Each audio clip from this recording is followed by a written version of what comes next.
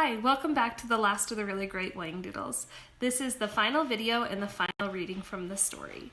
And today I'm going to be reading the book's epilogue. You may not have heard that word before, so I'm going to give you its definition. An epilogue is a section or speech at the end of a book or play that serves as a comment or conclusion to what has happened.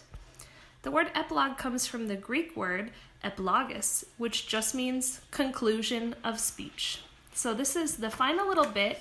An epilogue is not a chapter, it's what happens at the end. It's kind of like a summary of the end of the book and the story. So I'm going to read that right now. It felt good to be home. Mr. and Mrs. Potter returned on Sunday, and Mrs. Potter cooked a delicious evening meal. Mr. Potter said, "Well, how was your vacation? Did you miss us?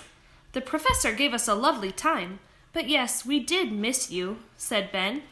"How's Grandma doing?" asked Lindy. "She's much better, darling. She knitted you these pretty slippers." Mrs. Potter handed Lindy a pair of pink woolen slippers with floppy tassels on them. Lindy gasped in surprise. "Why, they're almost exactly like the Whangdoodles," she blurted out. "The what?" Mrs. Potter looked surprised and puzzled. The telephone rang and Mr. Potter got up to answer it. Ben nudged Lindy fiercely under the table. He said evenly, "The professor was telling us about a funny creature in olden times that was supposed to grow slippers." "Is that the creature that you were looking up in the dictionary a few weeks ago?" "Yes." Ben glanced at Tom. The conversation was getting out of hand. Mrs. Potter began to clear the dishes from the table. "Did you ever find out if it existed or not?" There was a long pause.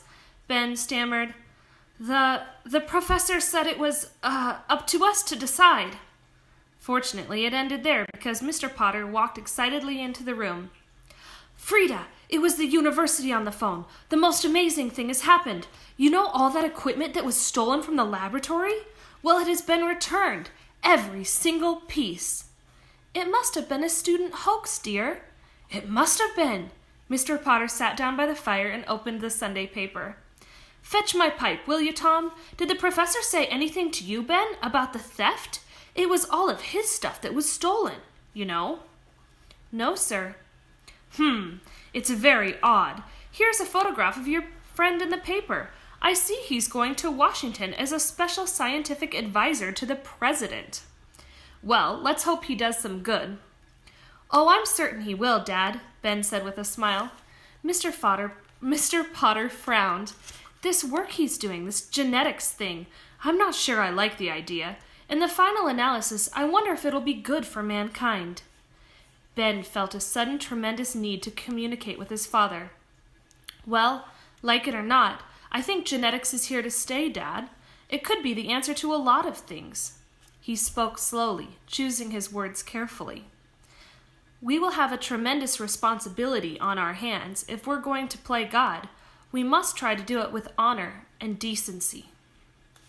Edwin Potter stared at his son. Then he said, quietly, "Ben, you're growing up. Those are very wise remarks, and you're absolutely right."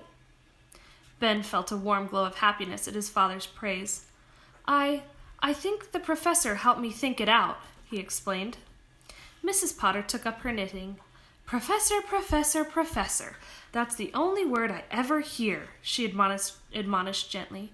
"Will you ever stop wondering and talking about that man?" The children all looked at each other. "Oh, I don't think so," they all answered at exactly the same moment.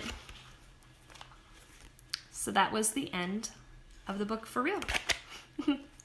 I hope you enjoyed reading the last of the really great Whangdoodles, and I really enjoyed reading it to you. All right. So Julie Andrews Edwards, the author of The Last of the Really Great Whangdoodle, very purposefully did not put any illustrations in her book. And the cover has a couple illustrations, that's why I've been careful to not show it to you. But the whole reason I love this story so much is that it requires you to use your imagination. And that's a theme that carries throughout the whole book, is the importance of the imagination. And you as children still have a very vivid imagination. You have the ability and the gift to picture things in your mind that we as adults sometimes lose. So, right now, your task is to listen to this description of the Whangdoodle and to draw a picture of the Whangdoodle based on this description. So I'd like you to imagine what the Whangdoodle looks like and then to use your artistic abilities to the best that you can to draw a picture of what you think the Whangdoodle looks like.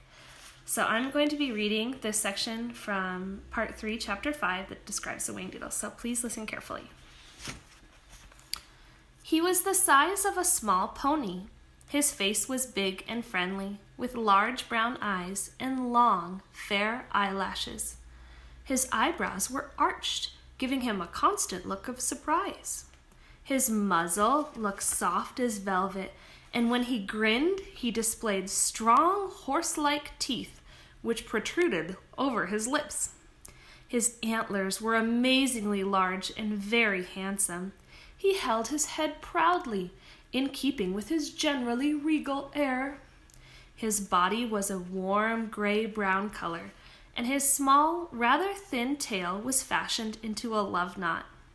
On his hind feet he wore a pair of old pink knitted bedroom slippers with floppy tassels.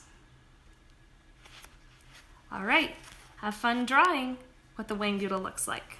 Also, as a follow-up, if you want to create your own character that might have lived in Whangdoodle land, there's lots of characters I'd never heard of before, flanges and flutterbys.